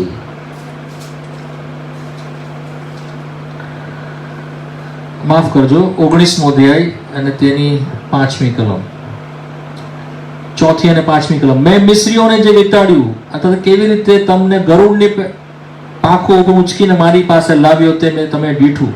તો હવે જો તમે મારું કેવું માનશો અને મારા કરાર પાડશો તો મારા સર્વલોકમાં તમે મારું ખાસ ધન થશો, કેમ કે આખી પૃથ્વી મારી છે અને મારે સારું તમે યાજકોનું રાજ્ય, પવિત્ર દેશ જાતિ, એ જ વાત તમારે ઇસ્રાયેલ પુત્રોને કરવી. મારા પવિત્ર લોક, મારા ખાસ લોક, તે વાત છે વાલાઓ. હવે આપણે જોઈએ છે 32મા અધ્યાયમાં જ્યારે તે આવે છે, પ્રભુ તેઓનો મારા લોક કહેવાનું મૂકી દે છે, કારણ કે તેઓ વાછરડું બનાવ્યું અને કહ્યું કે જે એમને મિસ્રમાંથી કાઢી લાવ્યો તે આ દેવ છે. જ્યારે તેઓએ દેવને જે માન હતું તે તેઓએ છીનવી લીધું, તેઓએ મારા લોક કહેવાનું પ્રભુએ બંધ કરી દીધું. ત્યાં તે મૂસાને કહે છે તારા લોક, 32મો અધ્યાય અને તેની 7મી કલમમાં તે છે. ત્યારબાદ કહે છે કે હવે આ લોક, આડી તથા હઠીલી પ્રજા, આ લોક મારા લોક પ્રભુ કહેતો નથી વાલાઓ. પણ નવા કરારની અંદર પ્રભુ કહે છે મેં તમને પસંદ કર્યા છે, તમે મને પસંદ કર્યો નથી. તેણે અંધકારના રાજમાંથી આપણને છોડીને પ્રિય પુત્રના રાજમાં આણ્યા, તેના પોતાના બનાવ્યા. પિત્તરમાં આપણે વાંચીએ છીએ 1 પુત્ર તેનો 1 અધ્યાયમાં કે તમે ખાસ બોલાવેલા લોક છો. 1 પીટર 1 પિત્તર અને તેનો 1 અધ્યાય. દેવ બાપના પૂર્વજ્ઞાન પ્રમાણે આત્માના પવિત્રકરણથી આજ્ઞાંકિત થવા સારું, ખ્રિસ્ત ઈસુના રક્તથી છંટાવા સારું પસંદ કરવામાં આવેલા. ઇંગ્લિશમાં છે કોલ્ડ આઉટ, પસંદ કરવામાં આવેલા. 2 અધ્યાય અને તેની 9મી અને 10મી કલમ. પણ તમે તો પસંદ કરેલી જાતિ, રાજમની યાજક વર્ગ, પવિત્ર પ્રજા, પ્રભુના ખાસ લોક છો, પ્રભુના ખાસ લોક છો. તેથી જેણે અંધકારના પોતાના આશ્ચર્યકારક પ્રકાશમાં આવવાનું આમંત્રણ આપ્યું છે તેના સદગુણો તમે પસંદ પ્રગટ કરો. પહેલા તમે પ્રજા નહોતા પણ હવે તમે પ્રજા થયા છો. એફએસસીના 2 અધ્યાયમાં આપણે વાંચીએ કે તમે પ્રજા નહોતા, તમે લોક નહોતા, પણ તેણે આપણને પ્રજા બનાવ્યા, તેણે આપણને લોક બનાવ્યા. એફએસસી 2 અને તેની 2જી અને 3જી કલમમાં કહે છે ખ્રિસ્ત રહિત ઇસ્રાયેલ પ્રજાના પ્રજા પ્રમાણ હક વગરના, વચનના કરારથી પારકા, જગતમાં આશા રહિત, દેવ વગરના હતા, પણ તેણે આપણને કર્યા. 19મી કલમ કહે છે તમને એના કુટુંબના કર્યા, માટે તમે પારકા તથા વિદેશી નથી પણ પવિત્રોની સાથે એક નગરના રહેવાસી, દેવના કુટુંબના માણસો. ક્લોઝ રિલેશનશીપની અંદર, ફેમિલી, ક્લોઝ રિલેશનશીપમાં પ્રભુ આપણને લાવ્યો. લૂકની સુવાર્તા તેનો 18મો અધ્યાય. લૂકની સુવાર્તા વાલાઓ બહુ અગત્યનું છે કે આપણે એના ખાસ લોક છે. 7મી કલમ, લૂકની સુવાર્તા 18મો અધ્યાય. તો દેવે પોતાના પસંદ કરેલા, ફરી વાંચું છું, દેવે પોતાના પસંદ કરેલા, આ પ્રભુ ઈસુ પોતે કહે છે, જેઓ તેને રાત દાડો વિનવે છે તથા જેઓના વિશે તે ખામોશી રાખે છે તેઓને શું દાદ નહીં આપશે? તેના પસંદ કરેલા, જેઓ તેને રાત દાડો વિનવે છે, તેઓનો આ પ્રિવિલેજ છે, તેઓનો આ ભાગ છે. ન કે વડે જગ્યા ઉપર લાવવામાં આવ્યા. પ્રેરિત 2 આપણે જોઈ ગયા તે કઈ જગ્યા છે, પણ કે છે માય પીપલ, માય પીપલ, મારા લોક. આપણને તેણે બનાવ્યા પ્રભુ ઈસુ ખ્રિસ્તની કુટુંબ ના કર્યા. પછી કહે છે કે તેઓ તેના પસંદ કરેલા છે, તેઓનું તે નહીં સાંભળશે, સાંભળશે, તે આપણું સાંભળશે. અહીંયાથી આની શરૂઆત થાય છે. ઓકે, ફરી પાછા આવી જઈએ બીજા કાળ વૃત્તાંતના 7મા અધ્યાયની અંદર. તેના નામથી ઓળખાનારા, હિઝ પીપલ. પછી કે તેઓ નમી જશે. બી હમ્બલ, બી હમ્બલ. આ ત્રીજો ભાગ છે. This is all condition, this is the way. મધ્યસ્થી ઠીક છે, but that is the way. આ રીત છે, આ ઓર્ડર છે. ત્યારે હું સાંભળીશ, ત્યારે હું સાંભળીશ, પ્રભુ કહે છે, ત્યારે હું સાંભળીશ. બી હમ્બલ. What is that? શું એનો અર્થ છે? નમ્રતાના ઘણા પાસાઓ આપવામાં આવ્યા છે, પણ સિમ્પ્લિસિટીમાં, સાદી અને સરળ ભાષામાં દેવ આપણા સંબંધમાં જે કહે છે તે માની લેવું. that is the humbleness of the spirit. it is the most inner being, જે અંદર જે આપણું આંતરિક મનુષ્યત્વ છે તેમાં જે કઈ બાબત દેવ આપણી સમજ ચીંધે છે, જે કઈ બાબતમાં દેવ આપણને કહે છે કદાચ પ્રભુના સેવકો નહીં કહેતા હોય, પ્રભુનું વચનમાં આપણે વાંચતા હોય આપણે નહીં સમજતા હોઈએ, પણ દેવનો આત્મા આપણી પ્રેરક બુદ્ધિની અંદર આપણને માહે, જે આપણને ગિલ્ટી કોન્શિયસ છે તેમાં આપણને દોષિત ઠરાવતો હોય ત્યારે, ડિસર્નિંગ સ્પિરિટ એટલે પવિત્ર આત્મા જ્યારે નિર્દેશ કરતો હોય ત્યારે, ભલા બીજું કોઈ નહીં કહેશે, અંદર પ્રભુ બતાવશે, પ્રભુ પોતે કહેશે, જે કંઈ કહેશે તેને માની લઈએ, તે છે નમ્રતા. એ છે નમ્રતા. પ્રભુનું વચન કે છે યશાયાનું પુસ્તક તેનો 66મો અધ્યાય, Isaiah chapter 66. Please turn with મી.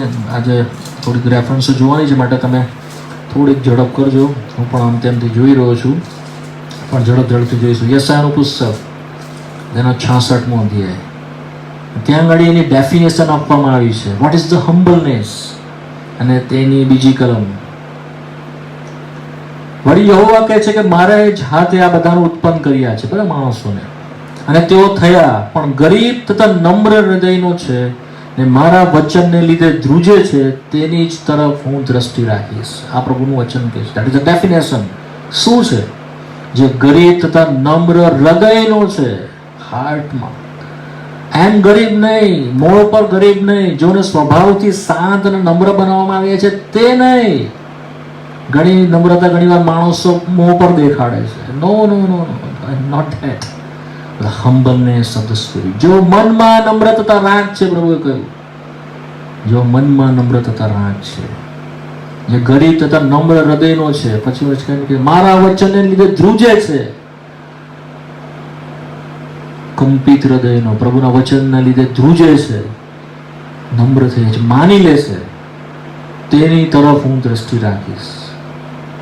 તેની દ્રષ્ટિ. યાકૂબના પુત્ર યાકૂબના પત્રમાં 4 અધ્યાયની 5મી કલમમાં વાંચે છે, જો ગર્વિષ્ઠ છે દેવ તેઓની વિરોધ છે, પણ નમ્ર જનો પર તે કૃપા રાખે છે. તેઓ તેની કૃપાને ખેંચે છે. those who are humble and meek in the heart. માટે આ પ્રભુનું બી આ જ ચરિત્ર છે. હું મનમાં નમ્રતા રાખ છું, મારી પાસેથી શીખો. ધ સેમ કેરેક્ટર, વર્ચ્યુ જે આપણા પ્રભુનું છે તે આપણામાં તે જોવાને ચાહે છે. Be humble, be humble. What is the principle? આનો જે સિદ્ધાંત છે તે શું છે? આ તો એની ડેફિનેશન છે, પણ vote is the principal? Look chapter 14, લુકની સુવાર્તા તેને 14મો અધ્યાય, લુકની સુવાર્તા તેને 14મો અધ્યાય 11મી કલમ. કે જે કોઈ પોતાનો ઊંચો કરે છે તેને નીચો કરવામાં આવશે. ઓકે, અને જે પોતાને નીચો કરે છે તેને ઊંચો કરવામાં આવશે. That is the principal. જે પોતાને ઊંચો કરે છે, વચન કહે છે, તેને નીચો પાડવામાં આવશે. દરેક ઘમંડી, દરેક અભિમાની જે પોતાને ઉઠાવે છે, પ્રભુ કહે છે હું તેને નીચો પાડીશ, કારણ કે હું તેની વિરુદ્ધ છું. પણ જે કોઈ પોતાને નીચો કરે છે, નીચી કક્ષામાં, પ્રભુ કહે છે તેને હું ઉઠાવીશ. અમીર ઉમરાઓની સાથે તે આપણને બેસાડે છે, ધૂળને રાખમાં રીતે ઉઠાવે છે. આપણે વાંચીએ છીએ ગીતશાસ્ત્રના પુસ્તકમાં 40મા અધ્યાયની અંદર. સાથે સાથે પહેલા સેમ્યુએલના 2જા અધ્યાયની અંદર બી આપણે તે વિશે વાંચીએ છીએ કે તે કેવી રીતે આપણને ઉઠાવે છે, કરડા પરથી તે આપણને ઉઠાવે છે. તે વિશે છે વાલાઓ. આ પ્રિન્સિપલ જે છે તે ખ્રિસ્તે પોતામાં લાગુ કર્યો માટે that's the principle of Christ એમ કહેવામાં આવે છે. ખ્રિસ્તનો આ સિદ્ધાંત છે વાલાઓ. તેણે પોતાને ઉઠાવ્યો નહીં, પણ પોતાને નીચો કર્યો. સર્વ છોડીને તે આવ્યો. વાલાઓ, એના વિશે આપણે કેટલું બધું વર્ણન કરીએ તો પણ તે ઓછું છે. Beyond hour capacity of the human mind. આપણા માનવના મગજમાં, મસ્તિષ્કમાં તે નહીં આવે. દેવ માણસ બને, that is impossible thing, but એણે પોસિબલ કરી. માટે લોકો આ માનતા નથી, સમજતા નથી કેવી રીતે થાય, કેવી રીતે તે માણસ બને, કેવી રીતે તે માણસ બનીને દૂતો કરતા પોતાને નીચો કરે, કઈ રીતે તે નકરડ દૂતો કરતા પણ દાસનું રૂપ ધારણ કરે, કઈ રીતે તે દાસનું રૂપ ધારણ કરે પણ મરણને આધીન થાય, જીવનનો અધિકારી. તેના ઉપર કોઈનો અધિકાર નહોતો. તેણે પિલાતને કહી દીધું કે મારા પર ઉપરથી અપાયા વગર તને કોઈ અધિકાર નથી, પણ ઉપરથી તેના ઉપર અધિકાર આપવામાં આવ્યો. માટે ગલાતીના પત્રમાં 4થા અધ્યાયમાં આપણે વાંચીએ છીએ, નિયમને આધીન એવો પુત્ર પ્રભુએ મોકલ્યો. માણસોને આધીન, દરેક સત્તાને આધીન સર્વ કરતા નીચો નીચો નીચો નીચો તે પોતે તેણે પોતાને કર્યો. નોટ ઇન ધ વર્લ્ડ, શબ્દોમાં નહીં, પોતામાં તેણે માટે પ્રભુએ આપણને આ જ ચાહે છે, બી હમ્બલ, નમી જઈએ. જે કંઈ તે આપણા સંબંધમાં કહે છે આપણે તેને માની લઈએ, તે છે નમ્રતા. ઘણું બધું કહેવાનું છે પણ સમય મારી પાસે નથી ને મારે ઘણું બધું કમ્પ્લીટ કરવું છે, માટે આપણે આમ તેમથી સૌ થોડું જોઈને આપણે ઘણું બધું હતું. મેં એક તમને ડેફિનેશન આપી, પછી પ્રિન્સિપલ આપી, પણ ધ વે પણ છે, પણ હું એને છોડી દઉં છું, સમય નથી મારી પાસે. પણ એ વે જે છે તે ખ્રિસ્ત પોતે ખ્રિસ્તમાં આપણે જોવા મળે છે. ફરી આવી જઈએ 2 ક્રોનિકલ ચેપ્ટર 7 વર્સ 14, બીજું કાળ વૃત્તાંત તેનો 7મો અધ્યાય. બીજું કાળ વૃત્તાંત તેનો 7મો અધ્યાય. ત્યાં ત્રીજી બાબત લખી છે, મુખ શોધશે, seeking my face. What is that? તે શું છે? તેનું મુખ શોધવું તે શું છે? તેનું મુખ શોધવું બીજું કંઈ નહીં but the readiness of our heart two obey his command. તેનું મુખ શોધવું. આપણે જ્યારે કોઈ વસ્તુને માટે જરૂરી હોય, આપણે કોઈ વસ્તુને તાલાવેલી હોય, ત્યારે આપણે તેને શોધીએ છીએ. કેવી રીતે તેને શોધીએ છીએ? મન મૂકીને તેને શોધીએ છીએ, હૃદયની પૂરી સત્યતાથી તેને શોધીએ છીએ. માટે વલાઓ, જ્યારે તેને શોધીએ, તેનું મુખ શોધીએ, તેને ફંફોસીને પામીએ. પ્રેરિતના 17મા અધ્યાયમાં આપણે કહે છે, પ્રભુનું વચન કહે છે કે તેને શોધો અને ફંફોસીને તેને પામો. પણ તે આપણા કોઈનાથી તે દૂર નથી.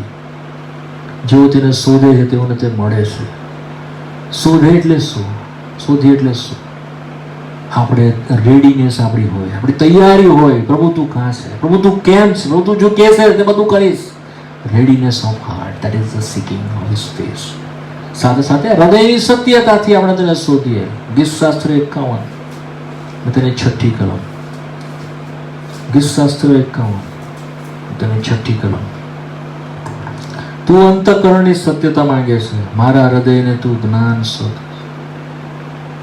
મારા હૃદયને તું જ્ઞાન શીખીશ. તું અંતઃકરણની સત્યતા માંગે છે. જે ટ્રુનેસ છે, જે સત્યતા જે છે, રિયાલિટી, એ હાર્ટમાં બહુ જરૂરી છે. ઢોંગીથી પ્રભુ પોતે કંટાળે છે વાલાઓ. દંભથી પ્રભુ કંટાળે છે. માટે જો સાચા અર્થમાં તેની તરફ ફરીએ છે, તો જો હૃદયમાં સત્યતા ના હોય, સાચા અર્થમાં તેનું મોહ નહીં શોધતા હોય, તમે તેને નહીં પામશો. તેનું મોહ સંતાયેલું રહેશે. માટે ઘણા બધા રેફરન્સ છે કે તેઓ મને શોધશે પણ હું નહીં જડીશ, તેઓ મને બૂમ પાડશે પણ હું મારા કાન બંધ કરી દઈશ, હું તેઓનું નહીં સાંભળીશ, હું તેઓના પ્રાર્થનાઓના ઉત્તર કે જવાબ નહીં આપીશ. સાચા અંતઃકરણથી જ્યારે તેઓ મને શોધશે, હું તેઓને મળીશ. યશાયાનું પુસ્તક 55મો અધ્યાય તેની 6ઠી કલમ. યહોવા મળે છે એટલામાં તેને શોધો, તે પાસે છે એટલામાં તેને હાથ મારો.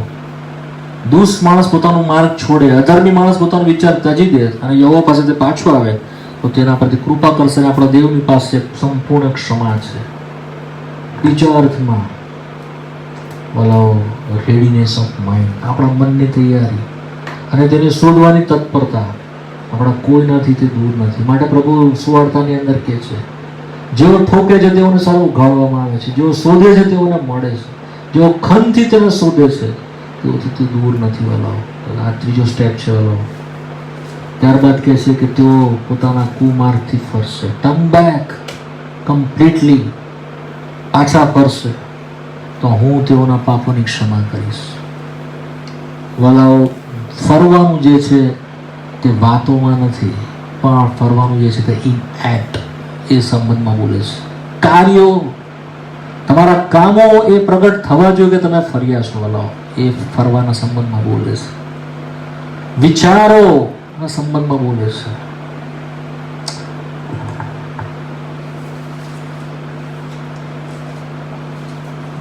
બીજા કાળ વૃત્તાંતમાં ફરી આવી જઈએ. 2 ક્રોનિકલ ચેપ્ટર 7. પોતાના દુષ્ટ માર્ગથી ફરશે તો હું આકાશમાંથી સાંભળીને તેઓના પાપની ક્ષમા કરીશ અને દેશને સાચો કરીશ. ત્યારે હું તેઓને ક્ષમા કરીશ અને દેશને સાચો કરીશ. This is the quality of intercessor. આ સર્વ જે છે તે ગુણ લક્ષણો છે મધ્યસ્થી કરનારના. વાલાઓ, આ સર્વ ગુણ લક્ષણો વાલા આપણી પાસે નથી, માટે દેવ આપણું સાંભળતું નથી. માટે આપણો જે પ્રિવિલેજ છે, પ્રભુમાં આપણો જે હક છે, તેને આપણે ગુમાવીએ છીએ. પ્રભુની સ્તુતિ થવા સર્વ ગુણોથી તરબોળ આપણો પ્રભુ ઈસુ ખ્રિસ્ત પોતે છે. તે આપણો નમૂનો છે વાલાઓ, તે આપણો ખરો મધ્યસ્થ છે. માટે આપણે તેની પાસેથી શીખીએ છીએ. તેનામાં સંતાઈને આપણે પણ આ મધ્યસ્થતાનું જે જીવન છે તે આપણી પાસે પ્રભુ માંગે છે. માટે આટલી બધી વિપત્તિમાં થઈને આપણે પસાર થઈ રહ્યા છે. પ્રભુ ચાહીએ છે કે આપણે તેની પાસે મધ્યસ્થતા કરીએ. પ્રભુની પોતાની ઈચ્છા છે. માટે પ્રભુ નવા કરારમાં આપણે જોઈએ છે, પ્રભુએ પોતાના શિષ્યોને સાથે લેતો અને તેઓને સાથે લઈને તે પ્રાર્થના કરવા જતો અને તેઓને તે કહેતો હતો કે મારી સાથે પણ તમે જાગતા રહો અને પ્રાર્થના કરો. He is willing lord. પ્રભુની આ ઈચ્છા છે કે આપણે તેની સાથે, એની સાથેની મધ્યસ્થતામાં જોડાઈએ. બટ આ ક્વોલિટી પૂરી કરવી બહુ જરૂરી છે વાલો, તો આપણા પ્રભુ આપણું સાંભળે છે. બીજા ઘણા બધા નમૂના દેવના વચનમાં આપવામાં આવ્યા છે. થોડા તેના વિશે જોઈ લઈએ, જેથી કરીને આની હજુ જે ડીપ, જે આની પાછળનું જે મહત્વ, ઇન્ટરસેસરી કે મધ્યસ્થતા, એને આપણે હલકું નહીં ગણીએ. It is very important.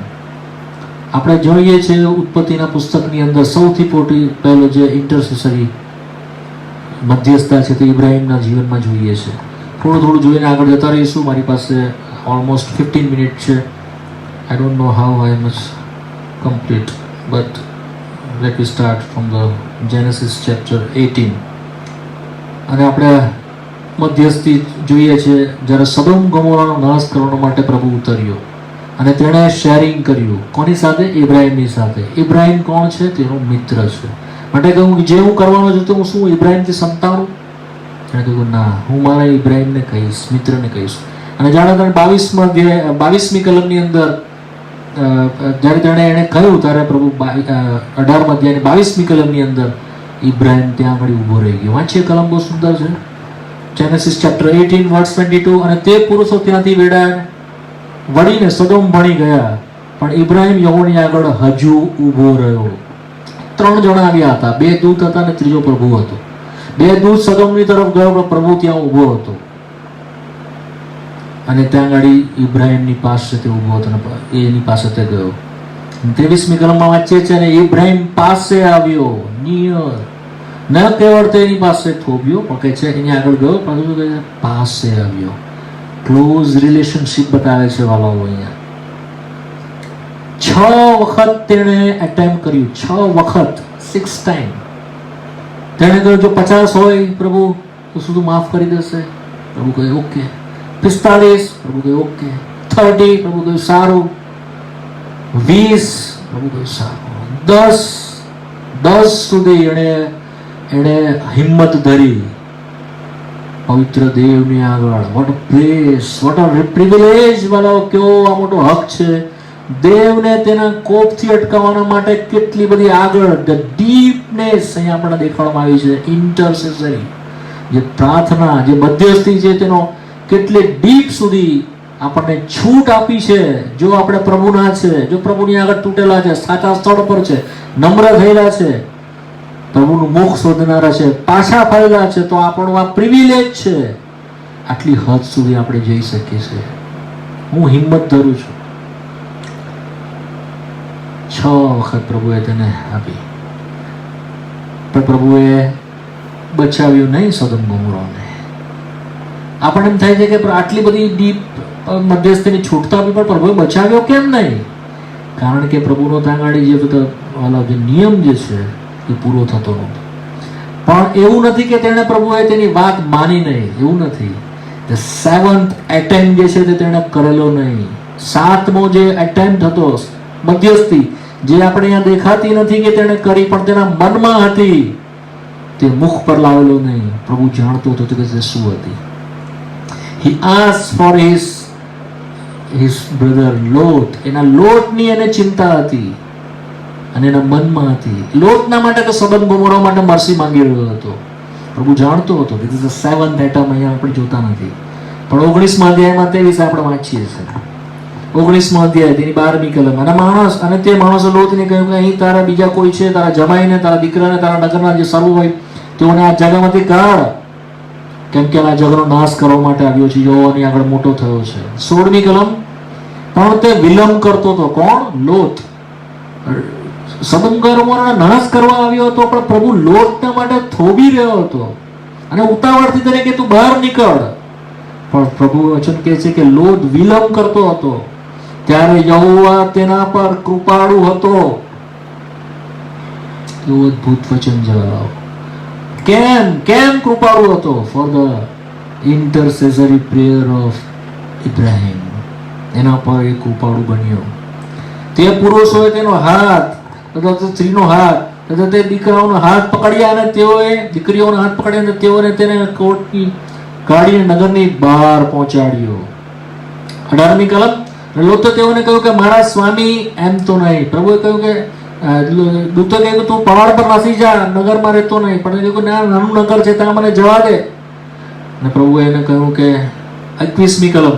જો આ વિશે પણ મેં તારું સાંભળ્યું છે, જે નગર વિશે તું બોલ્યો છે તેનો નાશ હું નહીં કરું. કેટલું બધું પ્રભુ એના પર દયાળુ હતું. જે નગર વિશે, નાનું નગર હતું ત્યાં જતો રહે, એનો નાશ હું નહીં કરીશ.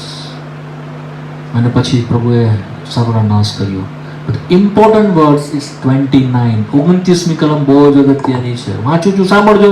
અને એમ થયું કે દેવે નીચાણના નગરનો નાશ કર્યો, ત્યારે દેવે ઇબ્રાહિમનું સ્મરણ કર્યું, ને જ્યાં લોત રહેતો હતો તે નગરનો નાશ તેણે કર્યો નહીં. તે વારે નાશ મધ્યથી લોતને બહાર કાઢી લાવ્યો.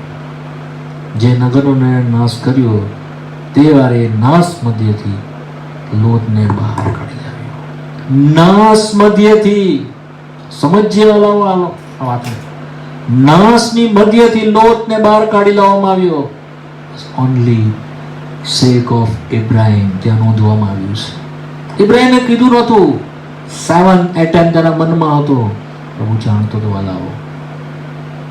ડીપ રિલેશનશિપ, ઇન્ટરસેસરી આપણે જોઈએ છે વાલાઓ. નિર્ગમનનું પુસ્તક તેનો 32મો અધ્યાય, 32મો અધ્યાય. અહીંયા આપણે મૂસાને જોઈએ છે. આ વાળો આ બધી કક્ષા છે ઇન્ટરસેસરીની. માટે હું તમારી આગળ થોડું વહેંચી રહ્યો છું. 32મો અધ્યાય. અને ત્યાં આગળ પ્રભુએ આપણે જોઈએ કે તેઓ વાછરડું બનાવ્યું, પ્રભુને ગુસ્સે કર્યો, અને તેના લીધે પ્રભુ બહુ જ ક્રોધે ભરાઈને કહ્યું કે હું આ લોકોનો નાશ કરી નાખીશ ને બીજી પ્રજા તારામાંથી ઉત્પન્ન કરીશ. નિર્ગમનનું પુસ્તક 32મો અધ્યાય તેની 30મી કલમ. અને બીજે દાડે એમ થયું કે મૂસાએ લોકોને કહ્યું કે તમે મોટું પાપ કર્યું છે ને હવે હું ઉપર ચડીને યહોવાની પાસે જઈશ. મૂસા કહે છે કદાચ તમારો પાપનું પ્રાયશ્ચિત મારાથી કરાય.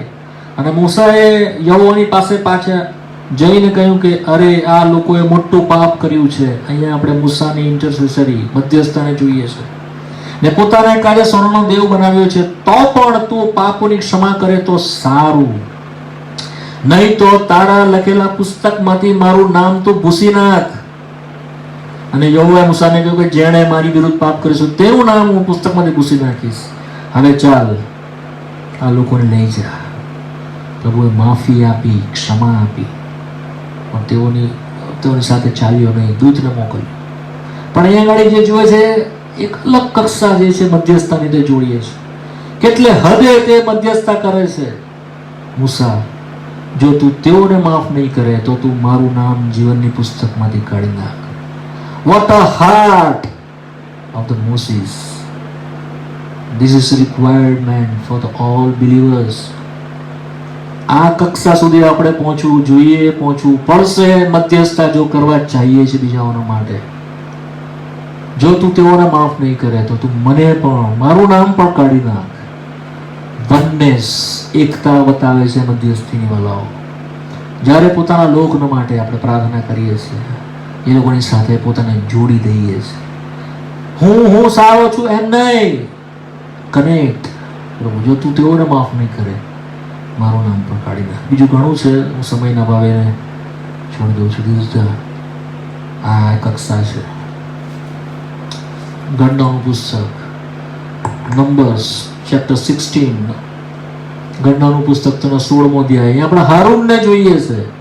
16મો અધ્યાય તમે વાંચો છો, તમે જાણો છો કે લેવીના પુત્રો કેટલાક ઊભા થયા. લેવીના દીકરા કહાતના દીકરા કોરા, અલિયાબના દીકરા દાથાન, અબીરામ, તેઓ ઊભા થયા.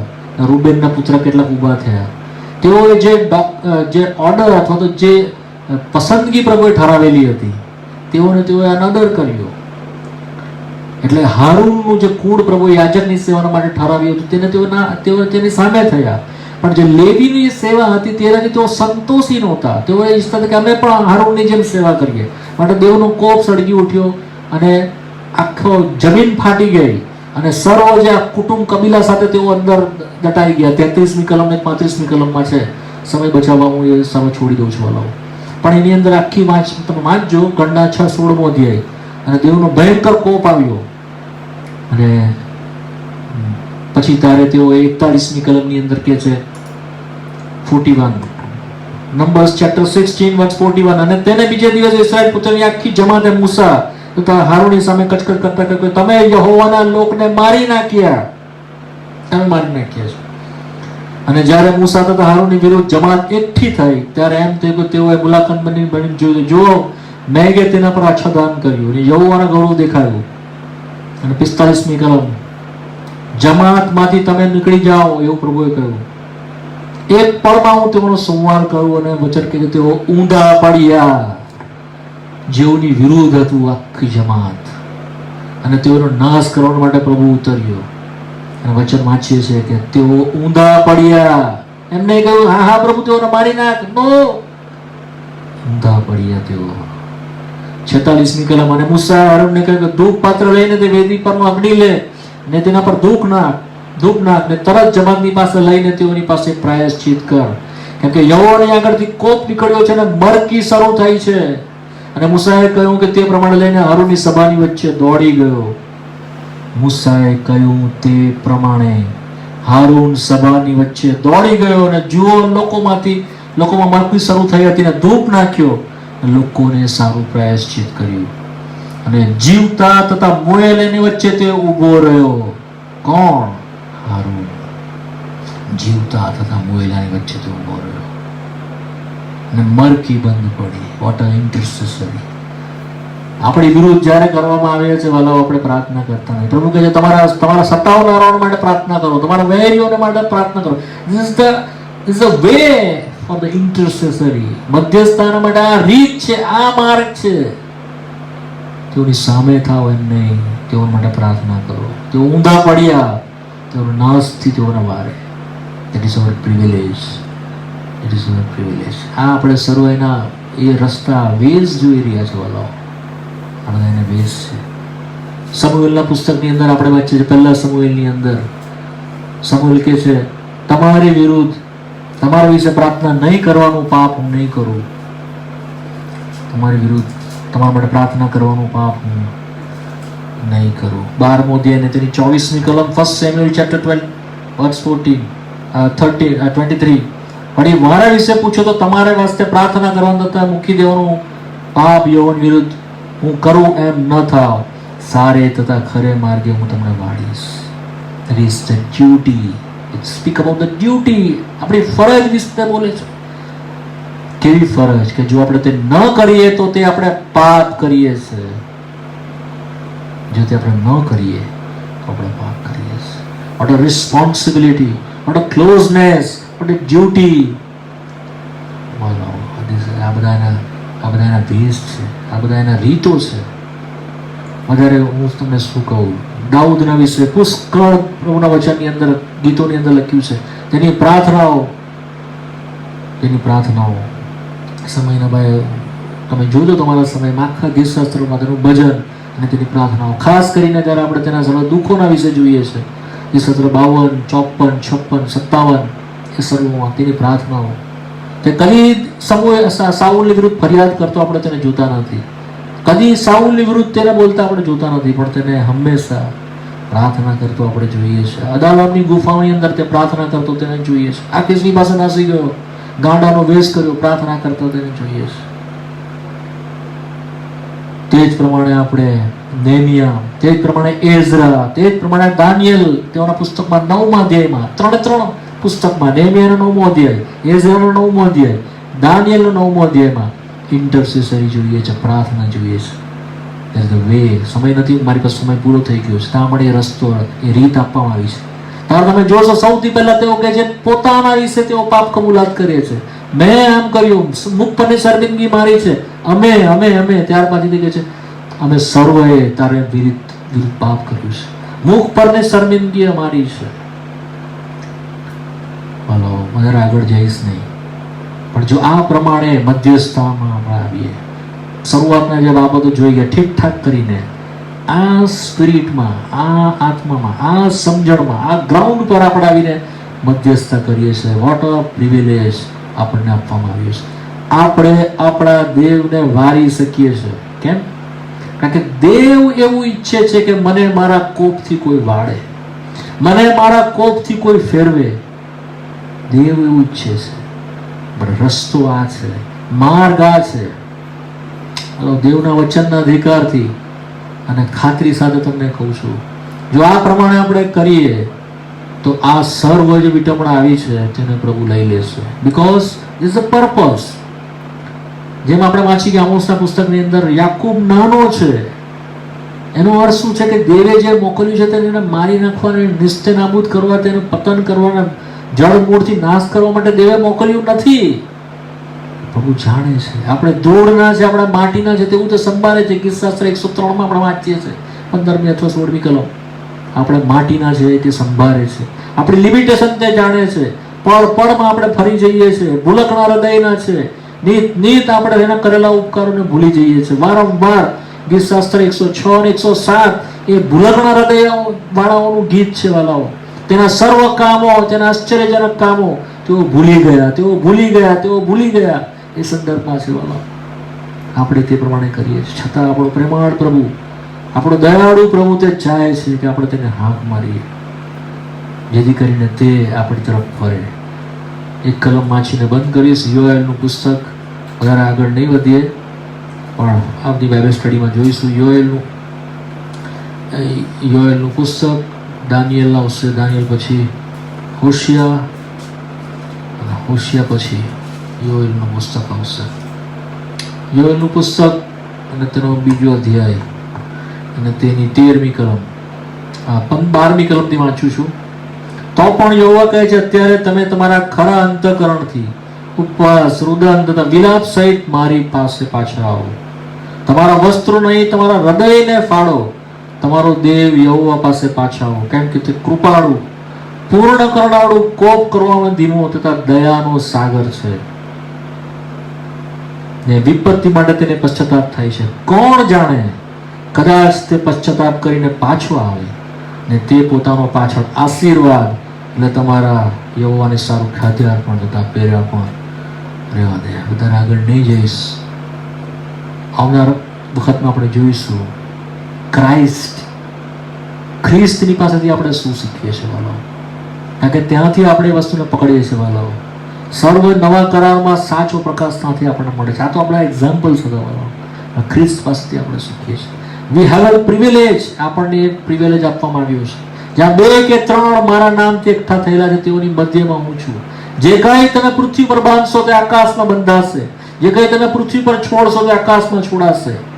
માથીના 16મા અધ્યાયમાં આપણે તે વાંચીએ છીએ. માથીના 18મા અધ્યાય 19મી કલમમાં આપણે વાંચીએ છીએ. That is the privilege. આ એ સ્થળ છે, આ એ જગ્યા છે, મંડળીને અપાયેલો અધિકાર છે. 25 જણા, 50 જણા, 100 જણા નહીં, મિનિમમ 2 જણાની પ્રભુ કહ્યું, 2 અથવા વધારે ગમે એટલા, તો મિનિમમ ઓછામાં ઓછા 2 કે 3 મારા નામથી. ધેટ ઇઝ ધ મારા નામથી ઇમ્પોર્ટન્ટ.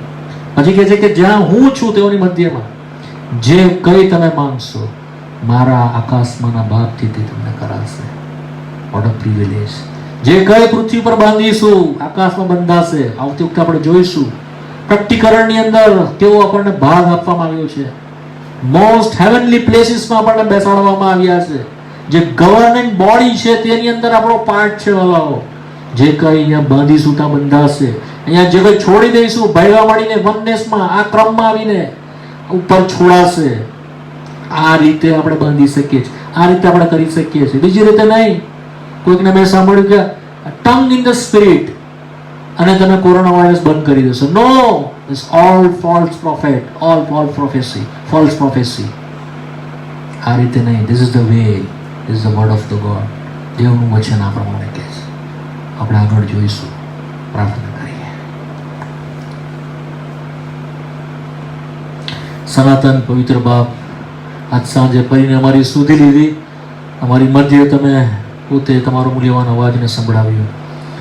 પવિત્ર બાપ, ઘણી નિર્ભરતામાં અમે સમજી શક્યા છે અને ઘણી બધી વાતો તમારી હતી, પણ હે પિતા, અમે અમારી પરિસ્થિતિ પ્રમાણે તમે બોલ્યા છો, અમે આભાર માનીએ છીએ. હવે પ્રભુ, મારી પ્રાર્થના છે, આ વચનને મોરને મુદ્રા કરો. જે ઉદ્દેશ્ય તમે મોકલ્યું છે તેને તમે પરિપૂર્ણ કરો.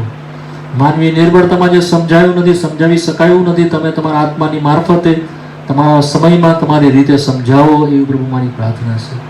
અમે કબૂલ કરીએ છીએ પ્રભુ, અમે ભૂલકણા હૃદયના, ગાફેલ રહેનારા, હા, તમારાથી દૂર ને દૂર જનારા, અને હે પ્રભુ, આ વાતોને નહીં સમજનારા એવા અમે થયા છે. તમારા લોક તો કહેવાઈએ છે, પણ અમારે પિતા મૂર્ખ પરની શર્મિંદગી અમારી પોતાની છે. તમારા લોક કહેવાવાને અમે યોગ્ય નથી. અને જેમ પિતા લુકની સુવાર્તાના 15માં અધ્યાયમાં ઉડાવ દીકરાને ક્રમને અમે જોઈએ છે, તે સચેત થયો, સભાન થયો અને તમારી પાસે આવ્યો. તેણે મનમાં કહ્યું હું મારા બાપના ઘરે પાછો જઈશ, અને ઉઠીને આવ્યો. એ ગ્રાઉન્ડ પર પ્રભુ આજ સાંજે સર્વને લાવો. ખરેખર અમારી સર્વ બાબતોથી તમે અમને પાછા ફેરવો. તમે અમને નમ્ર બનાવો, આંતરિક રીતે, આંતરિક મનસ્સુમાં દીન અને નમ્ર હૃદયના તમે અમને બનાવો. તમારા વચનથી ધ્રુજીએ, તમે જે કંઈ કહો છો તેને માની લઈએ. હા પ્રભુ, તમારી આગળ દલીલ ન કરીએ. જે કંઈ તમે અમે કહો છો તે સાચું છે. અમે સંપૂર્ણપણે તમારી આગળ દોષિત થયેલા છે. ઓ પ્રભુ, અમારા પર દયા કરો. અમારી પ્રાર્થના છે ક્રમમાં લાવીને, હા, અમારા સર્વ બાબતોથી પાછા ફેરવીને, જે મોટો પ્રિવિલેજ, જે સેવા તમે અમારા માટે રાખી છે તેમાં અમારો ભાગ આપો. જે પ્રમુખ યાજક મારો પ્રભુ ઈસુ પોતે છે, જેણે અમને અમારા ખભા ઉપર અને અમારા છાતી ઉપર રાખ્યા છે, એ પ્રિસ્ટહુડ મિનિસ્ટ્રીની અંદર, એ પ્રભુ અમને પણ જે ભાગ જે છે તે લેવાને કૃપા આપો. ખ્રિસ્તના આત્માએ કરે અમને તૈયારને સિદ્ધ કરો. મધ્યસ્થનો આત્મા આપો, અમને દીનને નમ્ર બનાવો. બીજાઓના માટે બહુ બધા હઠેઠથી, બહુ આગ્રહથી, હા પ્રભુ, એ પ્રમાણે તમને પુકારનારા કરો, જે પ્રમાણે મૂસા અને હારૂને કહ્યું. ઇબ્રાહીમના જેવા અમને બનાવો. ઓ પ્રભુ, અમારું સાંભળો. પ્રાર્થનાને સાંભળો, સ્તુતિ સ્વીકારો. પ્રભુ ઈસુ ખ્રિસ્તના ઉચ્ચ કરેલા નામમાં કરીએ છીએ. આમીન.